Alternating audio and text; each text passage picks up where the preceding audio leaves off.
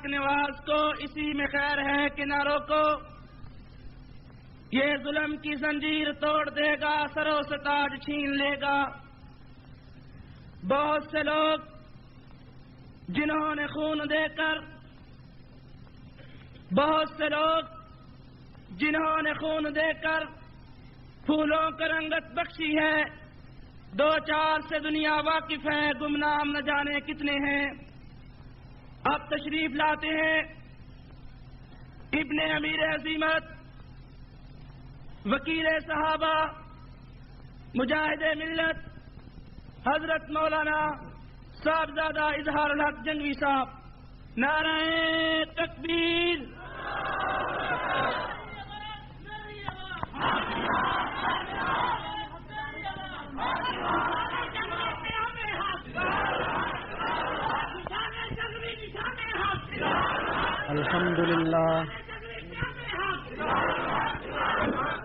الحمد لله نحمده ونستعينه ونستغفره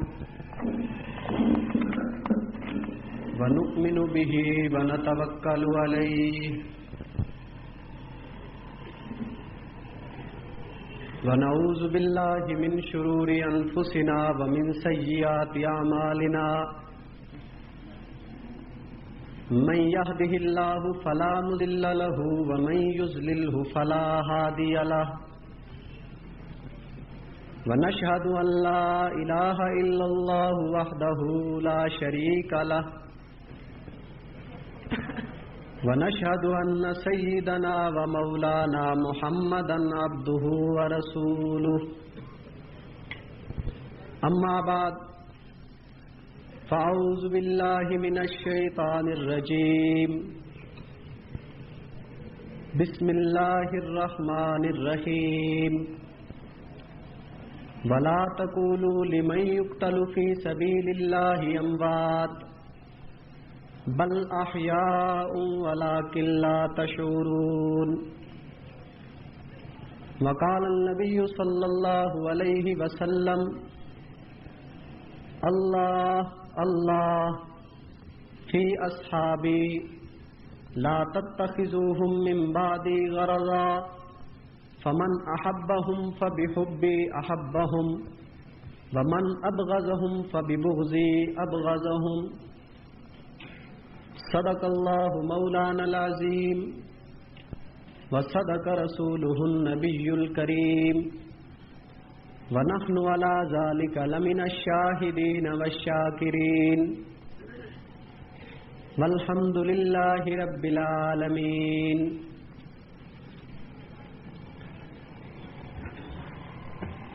میں سینہ زخمی زخمی چشم گریاں لے کے آیا ہوں، میں سینہ زخمی زخمی چشم گریاں لے کے آیا ہوں، لبوں پہ تیرا شکوہ اے مسلم لے کے آیا ہوں، سرزمین جنگ پر جو بہہ گیا اور تاتار ہوا، میں وہ خون لے کے آیا ہوں، وہ گریباں لے کے آیا ہوں۔ مانا کہ سلاسل کا بہت شور بپا ہے، مانا کہ سلاسل کا بہت شور بپا ہے، قیدی کا مگر جوش جنوں اور بڑھا ہے، اے اہل ستم آنکھ نہیں کان تو کھولو، اے اہل ستم آنکھ نہیں کان تو کھولو، جنگوی سردار ابھی بول رہا ہے۔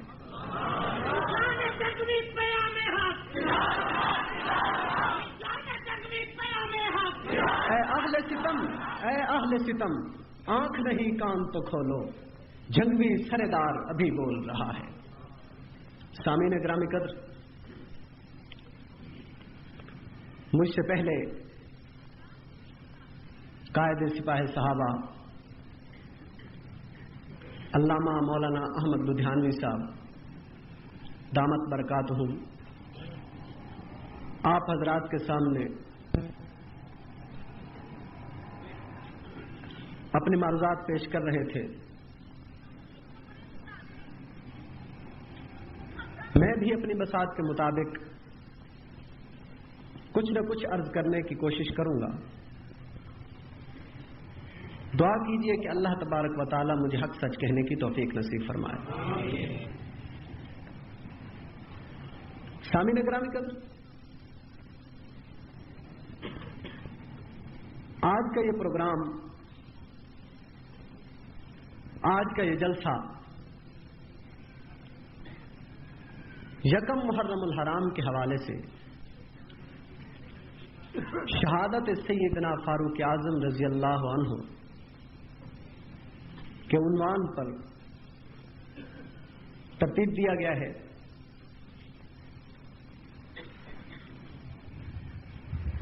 محرم کے حوالے سے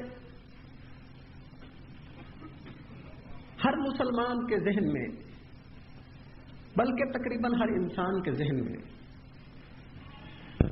جو ہی محرم الحرام کی ابتدا ہوتی ہے، جو ہی محرم الحرام کا چاند افق پر طلوع ہوتا ہے، جو ہی اسلامی سال کی ابتدا ہوتی ہے، ساتھ ہی ہر آدمی کے ذہن میں یہ بات فوراً آ جاتی ہے کہ یہ مہینہ قربانیوں سے مزین ہے، یہ مہینہ شہادتوں سے مزین ہے، یہ مہینہ اپنے سر پہ قربانیوں اور شہادتوں کا ایک انتہائی خوبصورت تاج سجائے آ جاتا ہے۔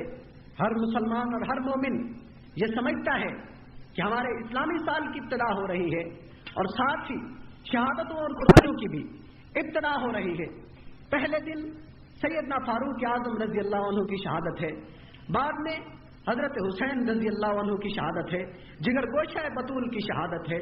میرے دوستو، جو ہی یہ مہینہ آتا ہے جہاں ایک یہ بات ذہن کے اندر آتی ہے کہ شہادتوں کا مہینہ ہے، قربانیوں کا مہینہ ہے، جانثاری کا مہینہ ہے، اسلام کے اندر اس مہینے کی بہت عظمت ہے، قدر و منزلت ہے، ہر حوالے سے وہاں ساتھ ساتھ ایک طبقہ، ایک گروہ ہمیں اپنے چند مخصوص کردار ادا کرتا ہوا نظر آتا ہے، چند مخصوص افعال کرتا ہوا نظر آتا ہے، سینہ پیٹتا ہوا نظر آتا ہے، گالیاں بکتا ہوا نظر آتا ہے، اپنے سر پھوڑتا ہوا نظر آتا ہے، جسم سے خون کے فوارے چھوڑتا ہوا نظر آتا ہے، اپنے آپ کو تشدد کرتا ہوا نظر آتا ہے، ماتم کرتا نظر آتا ہے۔ میں یہ پوچھنا چاہتا ہوں کہ اگر ماتم کرنا جائز ہوتا تو پیغمبر صلی اللہ علیہ وسلم اپنے بیٹے کی وفات پہ کرتے، اگر ماتم کرنا جائز ہوتا تو پیغمبر صلی اللہ علیہ وسلم اپنی سب سے محبوب بیوی خدیجہ رضی اللہ عنہ کی وفات پہ کرتے، اگر ماتم کرنا جائز ہوتا تو صحابہ کرام رضوان اللہ علیہم اجمعین حضور صلی اللہ علیہ وسلم کی وفات پر سینہ پیٹتے، گلیوں کے اندر نکلتے، نوحہ کرتے، کپڑے تار تار کرتے، دامن اور گریبان چیر دیتے، اپنے وجود پر تشدد کرتے۔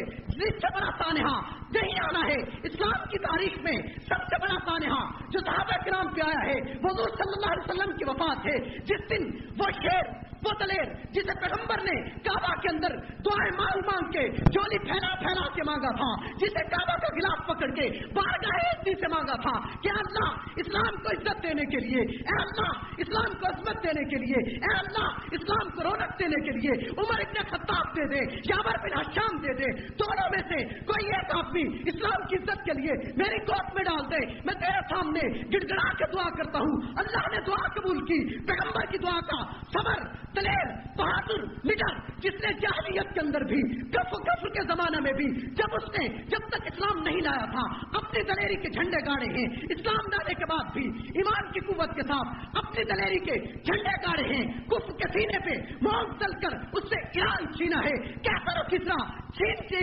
مسلمانوں کے حوالے کیا ہے، جس کی فتوحات سے آج بھی کافروں کے سر بھی جھک جاتے ہیں، جس کو کافروں نے بھی، اپنوں نے بھی، پرایوں نے بھی خراج تحسین پیش کیا ہے، جس کی تاریخ میں 27 مرتبہ قرآن نازل ہوا ہے کہ یہ مقامات پر غزوہ بدر کے اسارا کے بارے میں، غزوہ بدر کے قیدیوں کے بارے میں عمر کی رعایت کے مطابق قرآن نازل ہوا ہے۔ عبداللہ ابن ابی کی جنازے کے موقع پر اس وقت جب عمر رضی اللہ عنہ نے کہا تھا اے پیغمبر، اللہ کے رسول، بے شک آپ کی رحمت اپنی جگہ ہے، آپ دو جہانوں کے لیے رحمت بن کے آئے ہیں۔ سامعین کرام، جب حضور صلی اللہ علیہ وسلم عبداللہ ابن ابی کا جنازہ پڑھانے جا رہے تھے، جنازے پڑھانے کے لیے پہنچ گئے ہیں، عمر رضی اللہ عنہ کہتے ہیں اے اللہ کے پیغمبر، اے اللہ کے رسول، ایک بات عرض کرنا چاہتا ہوں، بے شک آپ رحمت للعالمین ہیں، بے شک آپ نے ہندا کو بھی معاف کر دیا ہے جس نے آپ کے چچا کے कलेजे को अपने मुंह में चबाया था। बेशक आपने अपने जटा के कातिल वाक़ी को भी माफ कर दिया है। बेशक आपने ताश के अंदर जो जुल्म तशद्दुद हुआ था वो भी माफ कर दिया है। लेकिन ये खबीस, ये लईन, ये मुनाफिक कतई तौर पे मुआफी के काबिल नहीं है। इसने मेरी माँ पे बोहतान बांधा था, इसने मियां आयशा पे बोहतान तराजी की थी, कतन माफी के काबिल नहीं। कुरान उमर की तारीफ में नाज़िल होता है कि ऐ नबी, अल्लाह के पैगंबर, ऐ मेरे रसूल, तुझे इनका जनाजा पढ़ाना तो दूर की बात, इनकी कब्र पे भी खड़े होने की इजाजत नहीं। सामीन कराम, वो हस्ती, वो अजीम हस्ती जिसकी तारीफ के अंदर 27 मरतबा कुरान नाजिल हुआ है, जिसका अदल इंसाफ इतना था कि शेर और बकरी एक ही घाट से पानी पिया करते थे, जिसके अदल इंसाफ के आज भी लोग मिसालें देते हैं, जिसके अदल इंसाफ की, जिसके निज़ाम ममलिकत की, जिसके उमूर हुकूमत की आज भी लोग उसको अपना आइडियल समझते हैं, अपने लिए मशाले राह समझते हैं। जिस हस्ती के इतने एहसानात हैं, वो भी पैगंबर की वफात के दिन इतना दलेर और इतना बहादुर शख्स पैगंबर की दुनिया से रहलत करने के वक्त मक्का की मदीना की गलियों में तलवार तान के निकल आता है, तलवार खींच के निकल आता है कि जो कहेगा कि पैगंबर सल्लल्लाहु अलैहि वसल्लम दुनिया से रहलत कर चुके हैं, मैं उसका सर तन से जुदा कर दूंगा। सामीन मोहतरम, इससे बड़ा हादसा नहीं आना है। अगर इससे बड़ा हादसा ये नहीं है, सबसे बड़ा हादसा पैगंबर की वफात है। उस दिन सहाबा कराम मदीना की गलियों में नहीं निकले हैं, सहाबा कराम ने सीना नहीं पीटा है, सहाबा कराम ने वजूद पर तशद्दुद नहीं किया, सहाबा कराम ने गिरबान नहीं फाड़े हैं, तो लमासा रसूल की शहादत तो दूर की बात है। ठीक है, शहादत हुसैन बहुत बड़ा धचका है इस्लाम को, मानता हूं, लेकिन बात पूछने की यह है कि हुसैन रज़ियल्लाहु अन्हु ने, नवासे रसूल ने मदीना तैयबा क्यों छोड़ा था? पैगंबर के नवासे ने, जिगरगोशा बतूल ने मदीना तैयबा रोज़े के साए को क्यों छोड़ा था? मक्का के अंदर बैतुल्लाह के तवाफ को क्यों छोड़ा था?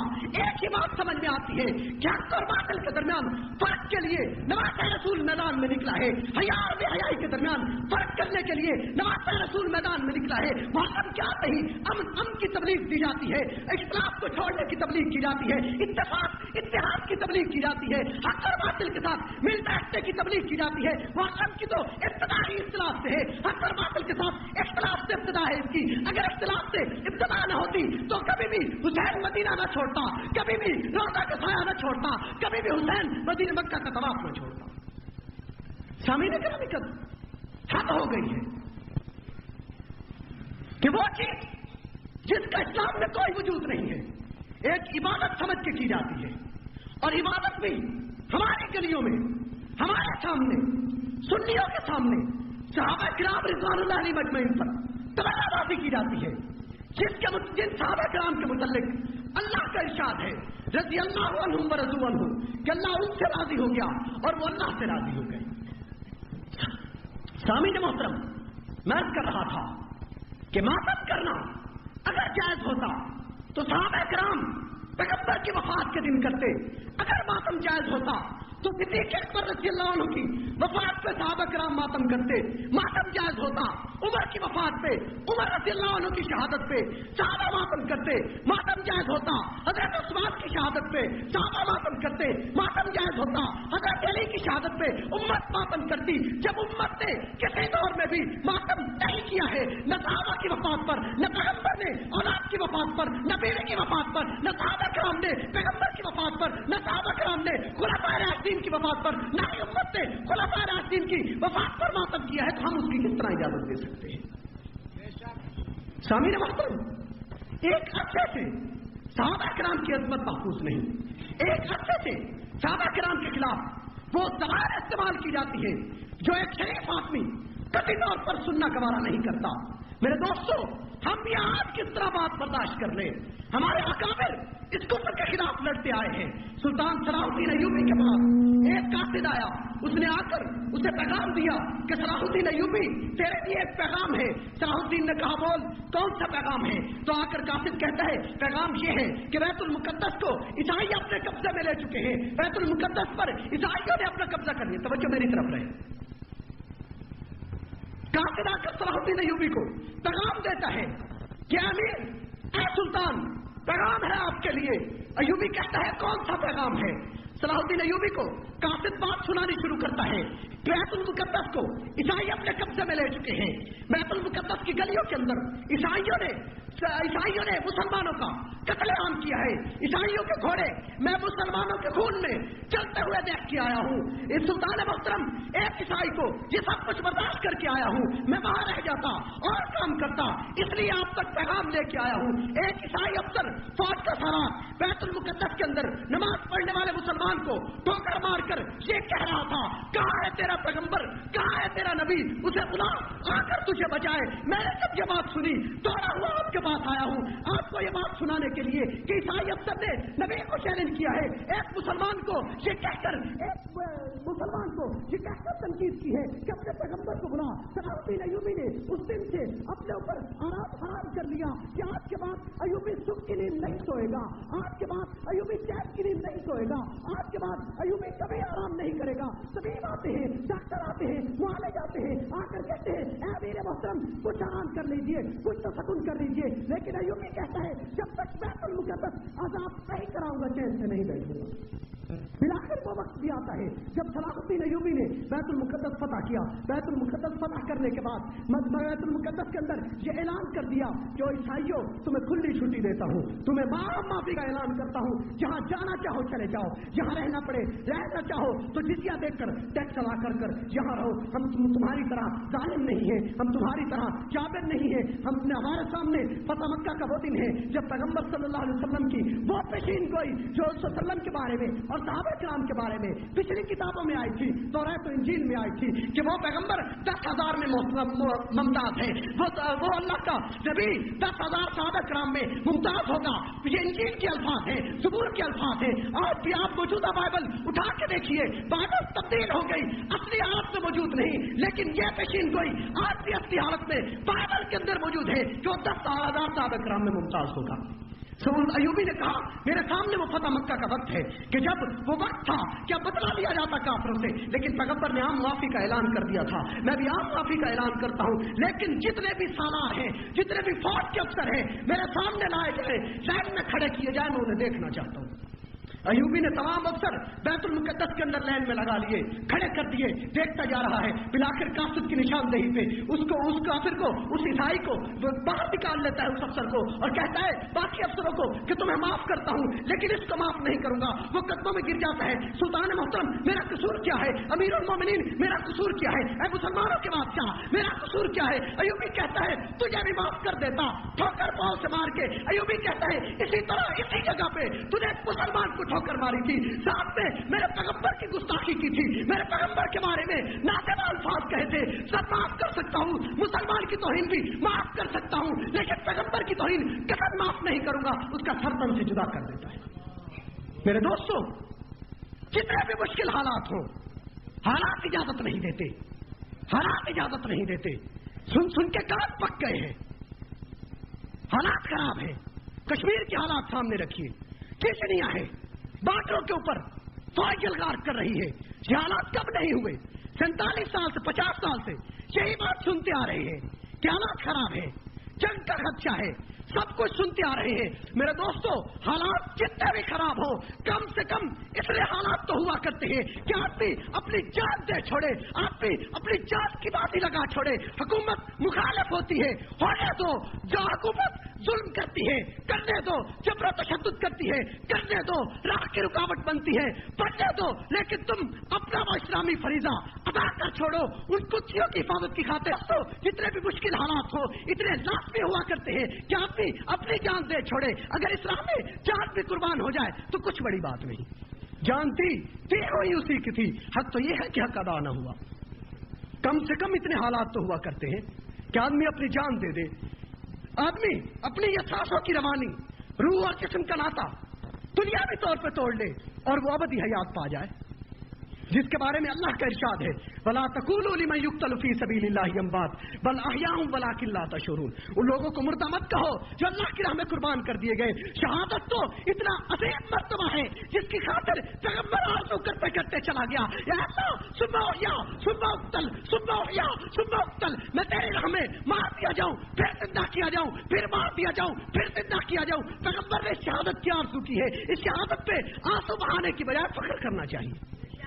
میرے دوستو، جتنے آنسو شہادت حسین پہ بہائے گئے ہیں اگر وہ جمع کر لیے جائیں تو ایک بہت بڑا دریا بن سکتا ہے۔ جتنے الفاظ اور جتنے افسوس کے کلمات شہادت حسین پہ لکھے گئے ہیں وہ اگر اکٹھے کیے جائیں ایک بہت بڑا لشکر اس کی کلموں سے، اس کی جن کلموں سے وہ لکھے گئے ہیں روٹی کھا سکتا ہے، ایک بہت بڑا ایندھن بن سکتا ہے۔ جتنی آہیں اور سسکیاں شہادت حسین پہ بھری گئی ہیں اکٹھی کی جائے ایک طوفان بلاخیز آ سکتا ہے۔ لیکن میرے دوستو، کیا ہم ان شہادتوں سے سبق حاصل نہیں کریں گے؟ اگر پتھر پتھر سے ٹکرا کر چنگاری پیدا کر سکتا ہے، ہاتھ ہاتھ سے لگ کر آواز پیدا کر سکتا ہے، تم تو پھر انسان ہو۔ کچھ تو کرو۔